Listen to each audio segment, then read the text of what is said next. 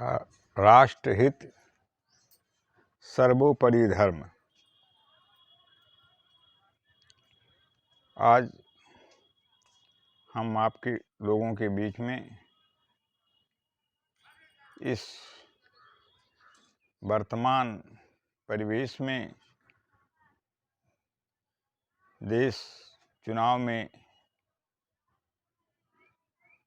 के अवस्थाओं से गुजर रहा है।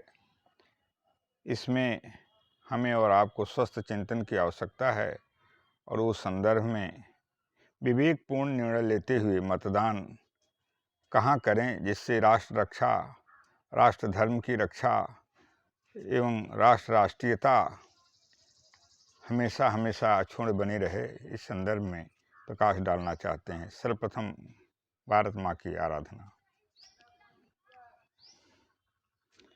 अत्यद्भुतानि विपिनानि मनोहराणि जम्बूकदम्बकदलीतरुशोभितानि आमावलिं च विविधवृक्षयुतानि अत्र वन्दे च तं रुचिरे भारतवर्षदेशम्। अत्यद्भुतानि विपुनानि मनोहराणि जम्बूकदम्बकदलीतरुशोभितानि आमावलिं च विविधवृक्षयुतानि यत्र वन्दे च तं रुचिरे भारतवर्षदेशम्। आइए आप सर्वप्रथम जानें कि देवासुर संग्राम क्या है। जो भौतिक जगत में हमेशा घटित रहा है और घटित होता रहता है और घटित होता रहेगा, किंतु उस असुरत्व को हम न आने दें या उसका प्रतिकार करें और देवत्व की स्थापना करें। यह हमारा धर्म, मूल धर्म है और मूल कर्तव्य है, और राष्ट्र धर्म भी इसी को कहा जाता है।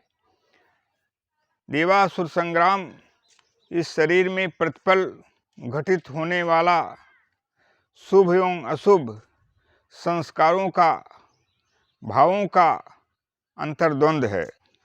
यह प्रत्येक प्राणी में चलता रहता है। मानव में इसका स्पष्ट दर्शन हमेशा हमें देखने को मिलता है। हमारा मन सभी इंद्रिय व्यापारों का संचालक एवं स्वामी है। मन की गति सभी गतियों से ज़्यादा है। जब यह आत्मा के शासन में शासित होकर कार्य करता है तो इसके द्वारा शुभ कर्म ही होते हैं, क्योंकि आत्मा निर्विकार है और उसके निर्विकार होने के कारण उसके शासन में होने वाले सभी कार्य शुभ ही होते हैं। किंतु जब यह स्वयं स्वामी बनकर कार्य करता है, अर्थात जब मन स्वामी बनकर स्वयं कार्य करता है और उस पर आत्मा का नियंत्रण नहीं रहता है, तो कुमार्गगामी एवं कुपथ का मार्ग मानव को पकड़ा देता है और मानव का पतन हो जाता है, जिसे हम असुरत्व कहते हैं। यही है देवासुर संग्राम। अब ऐसी अवस्था में यदि देव शासन चलता है तो हमें शांति की प्राप्ति होती है, और यदि असुर शासन चलता है हमारे शरीर पर, देवत्व का अभाव होता है, असुरत्व का उत्कर्ष होता है, तो ऐसे समय में अशांति का सृजन हो जाता है और अशांति प्राप्ति हो जाती है। हमारे शरीर में रावण असुरत्व का वास जब तक नहीं मिटता, उसकी सेनाएं काम, क्रोध, मद, मोह, लोभ, मात्सर्य सहित उस रावण का पूर्ण विनाश राम ईश्वर द्वारा नहीं कराया जाता है, तब तक शांति असंभव है। अतएव आसुरी भावों का दैवी भावों के उदय द्वारा विनाश करके ही पूर्ण रूप से शुभ सुख, शांति एवं अभ्युदय किया जा सकता है। अतः संक्षेप में हम कह सकते हैं कि रावण के वध के बाद भी आज भी रावण असुरत्व अभी जिंदा है। उसे मारने के लिए राम को शरीर में बसाना होगा, तभी रावण मरेगा और व्यक्ति से लेकर समाज तथा सारा विश्व शांति एवं कल्याण प्राप्त कर सकता है। राम का अर्थ है पूर्ण ईश्वर और रावण का अर्थ है रुलाने वाला, अर्थात पूर्ण असुरत्व। पूर्ण रूप से असुरत्व का विनाश ईश्वर ही कर सकते हैं। अतः ईश्वर के नाम, रूप, लीला, धाम का सेवन ही रावण को पूर्ण रूप से संग्राम समाप्त कर सकता है। इसलिए आज इस जो चुनाव का जो काल चल रहा है, उसमें हमें और आपको स्वस्थ चिंतन द्वारा निर्णय करने की आवश्यकता है कि हम अपने मत का प्रयोग करके असुरत्व को भोगने के लिए इस देश को मजबूर करें अथवा देवत्व की स्थापना द्वारा इस देश का कल्याण करें और अपना भी कल्याण करें। देश ही नहीं अपितु विश्व भी हमारे मत और मताधिकार के द्वारा प्रभावित होता है, क्योंकि जैसा राष्ट्र में राष्ट्र नायक और राष्ट्रीयता की भावनाओं से ओतप्रोत लोग इस शासन में आएंगे, वैसे ही शासन की परिकल्पना हमारे और आपके बीच में साकार होगी। और यदि कंस और रावण के भावनाओं से और उनके संस्कारों से युक्त लोग इस देश के शासन में आएंगे, तो उसका परिणाम उसी तरह से होगा जिस तरह से द्वापर काल में और त्रेता काल में रामायण और महाभारत के शुभ ग्रंथों के द्वारा हमें देखने को मिलता है। आज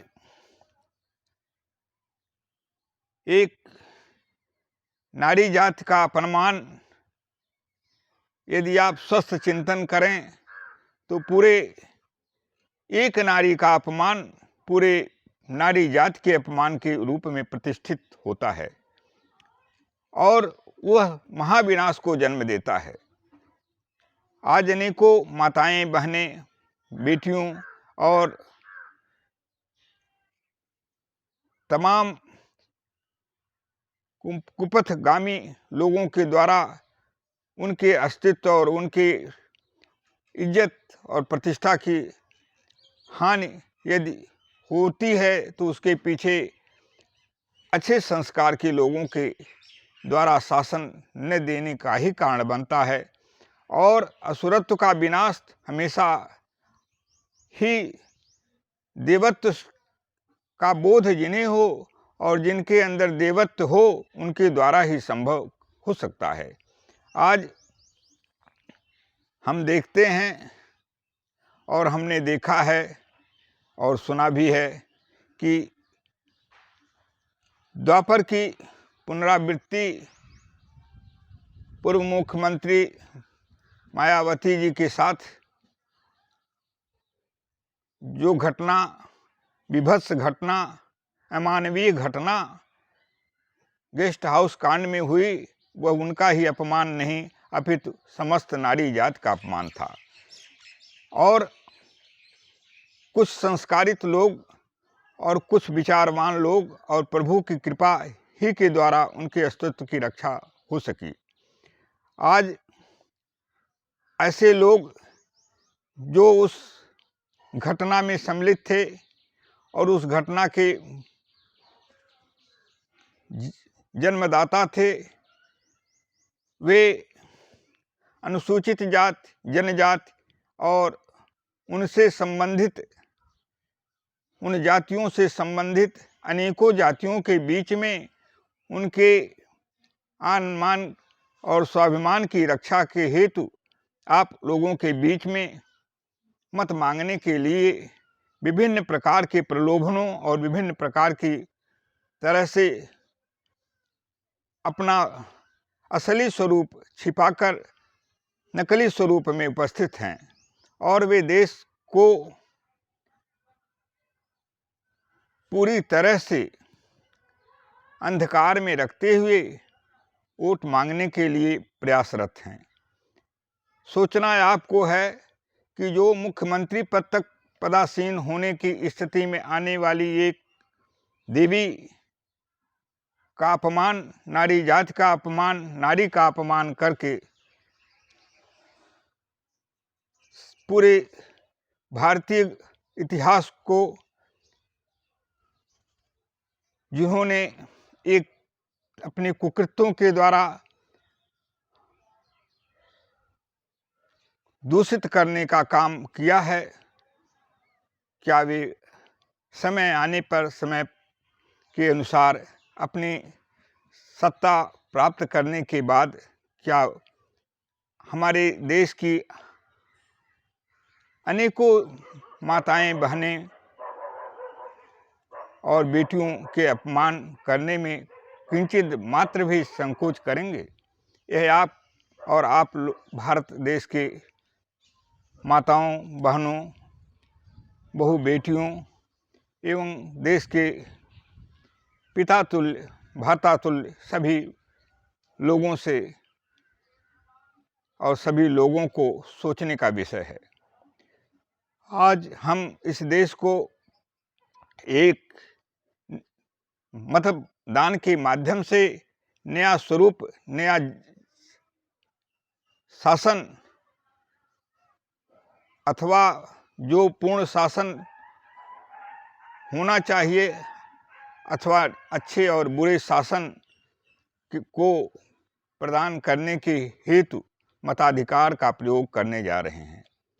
इस मताधिकार में यदि हम सद्बुद्धि, सद्विचारों और स्वविवेक का सम्यक प्रयोग करते हुए अच्छे लोगों के पक्ष में, राष्ट्र, राष्ट्रीयता एवं राष्ट्र धर्म के पक्ष में जो अपना जीवन देना चाहते हैं, उनके पक्ष में वोट देते हैं, तो एक सुशासन और एक अच्छे शासन की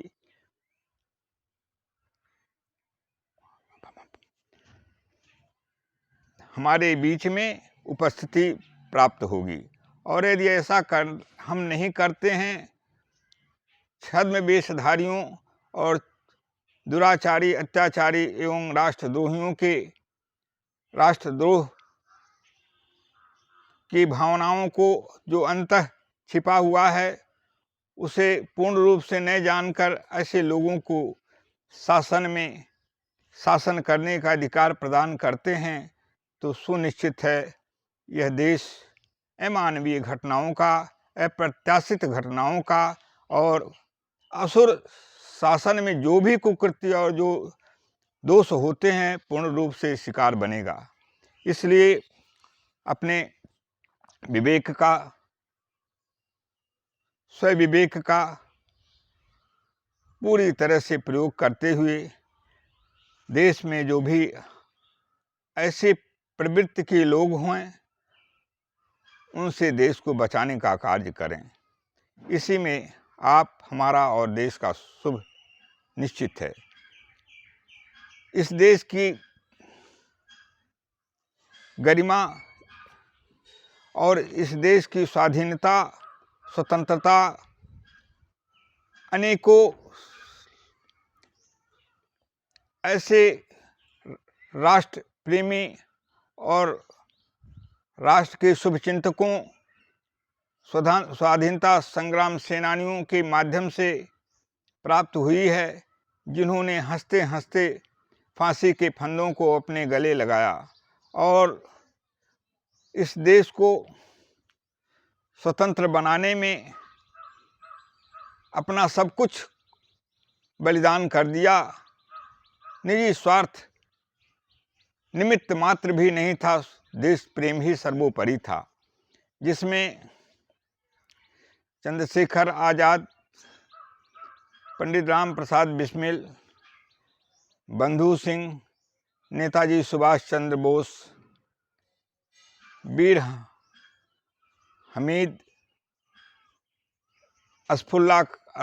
अशफाकुल्ला खां एवं जाति धर्म संप्रदाय से और उसके कुत्सित भावनाओं से ऊपर उठकर जीने वाले राष्ट्र प्रेमी अनेकों स्वतंत्रता संग्राम सेनानियों के खून का ये प्रतिफल है कि आज हम और आप स्वाधीनता और अपना भारत कहलाने के अधिकारी हैं।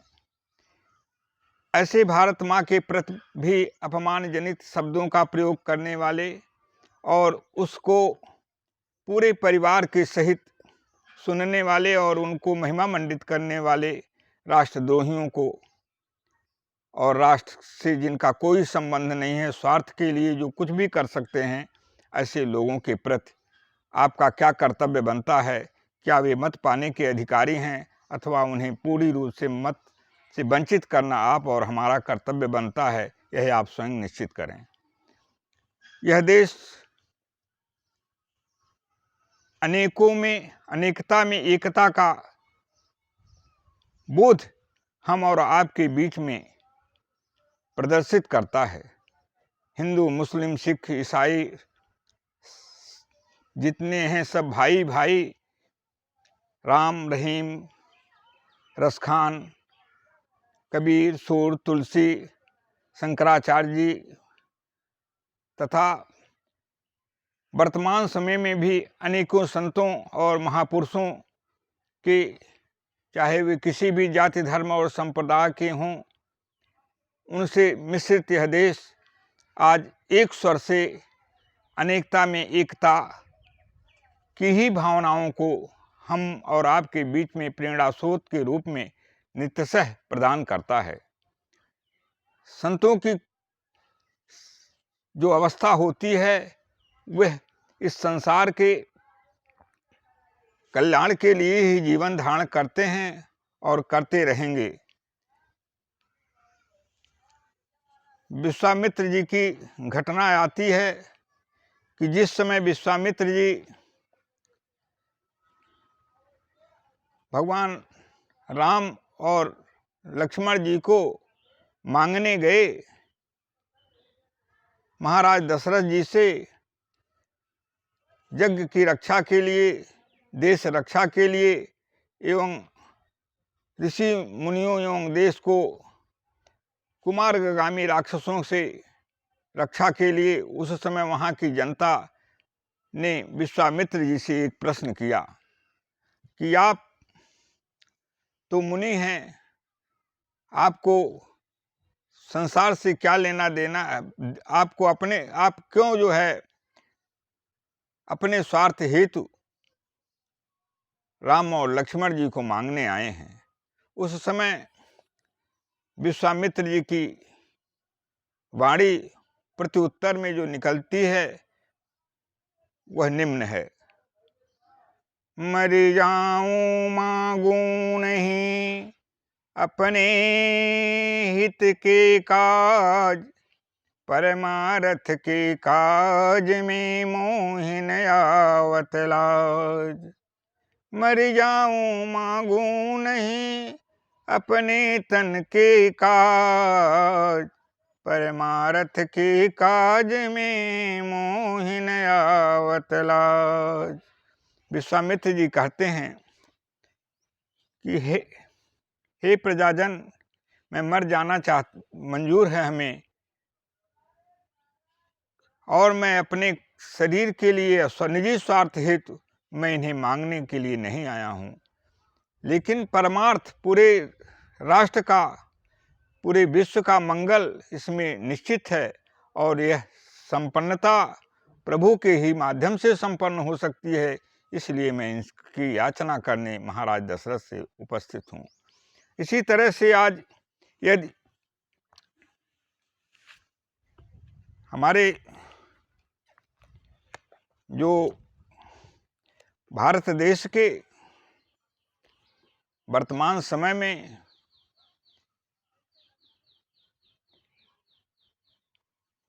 मुख्यमंत्री माननीय श्री योगी आदित्यनाथ जी यदि आप और हमारे बीच में वोट मांगने के लिए उपस्थित हैं, तो उनका भी एक दृष्टिकोण है कि वे अमानवीय कृत्यों और अमानवीय कर्तव्यों और अमानवीय कर्मों के द्वारा देश को प्रदूषित करने वाले अराजक एवं दोषी तत्वों और अत्याचारियों से विमुक्ति हेतु देश की, राष्ट्र की गरिमा और राष्ट्र के अस्तित्व की रक्षा हेतु यदि वह वोट मांगने आए हैं, तो उसमें परमार्थ और लोक कल्याण भी सुनिश्चित है। क्योंकि यदि ऐसे तत्वों के ऊपर प्रतिबंध लगाने की बात न की जाए, उन्हें दंड देने की बात न की जाए, तो पूरे देश में अराजकता एवं अनैतिक वातावरण का पूर्ण रूप से निर्माण हो जाएगा। ऐसी हालत में साधु महापुरुष ही लोग ही समय पे आए हैं और आते रहेंगे, जिसका प्रमाण श्री विश्वामित्र जी महाराज का राम राज्य में त्रेता युग में यज्ञ की रक्षा, राष्ट्र की रक्षा, विश्व की रक्षा हेतु प्रभु श्री राम और लक्ष्मण की याचना है। इसी प्रकार से देश के प्रधानमंत्री जी भी, जिन्हें हम और आप विभिन्न तरह से अपने अपनी भावनाओं के अनुसार स्थान देते हैं, वे भी यदि स्वधर्म, राष्ट्र धर्म को सर्वोपरि मानते हुए यदि शासन चलाने में जो भी अपेक्षित योगदान दे रहे हैं, उसे हम यदि किंचित गलतियां या त्रुटियां होती हैं तो उसे सुधार करने के लिए समय प्रदान करें और मार्गदर्शन भी हम और आप यथा बुद्धि यथाशक्ति अवश्य प्रदान करें। किंतु असुरों को, जो देशद्रोही हैं और अत्याचार ही जिनका धर्म है, उन्हें न तो हम मार्गदर्शन कर सकते हैं, न आप मार्गदर्शन कर सकते हैं, न किसी भी धर्म के मतानुयायी लोग उन्हें मार्गदर्शन कर सकते हैं, और न तो उनके मार्गदर्शन का कोई भी प्रभाव उनके ऊपर पड़ेगा, बल्कि वे उनका अधर्म ही उनका धर्म है और अधर्म ही उनका कर्तव्य है और अधर्म ही उनका नीति है। और असुरों का तो गुण ही रहा है कि दूसरों की संपत्ति को, दूसरे के अधिकारों को अपहरण कर लेना बलात्, और उस बलात् अपहरण का जो नंगा नाच इस देश में न हो, इसे बचाने के लिए आप और लोग, हम सारे लोग मिलकर देश की एकता, अखंडता, संप्रभुता एवं राष्ट्रीयता की रक्षा हेतु जो वर्तमान शासन में जो भाजपा का शासन है, उसे हम और आप मताधिकार का प्रयोग करते हुए उसकी राष्ट्रीयता की गरिमा की रक्षा हेतु सुअवसर प्रदान करें। इन्हीं शब्दों के साथ आगामी कार्यक्रम हेतु आप लोगों के बीच से विदा लेना चाहते हैं। सर्वे भवन्तु सुखिनः, सर्वे सन्तु निरामयाः, सर्वे भद्राणि पश्यन्तु मा कश्चित् दुःखभाग् भवेत्। ओं पूर्णमदः पूर्णमिदं पूर्णात् पूर्णमुदच्यते पूर्णस्य पूर्णमादाय पूर्णमेवावशिष्यते। हरि ओं तत्सत्, हरि ओं तत्सत्, हरि ओं तत्सत्, हरि ओं तत्सत्। ओं शांति शांति शांति। जय माँ, जय भगवती, जय अम्बा जी।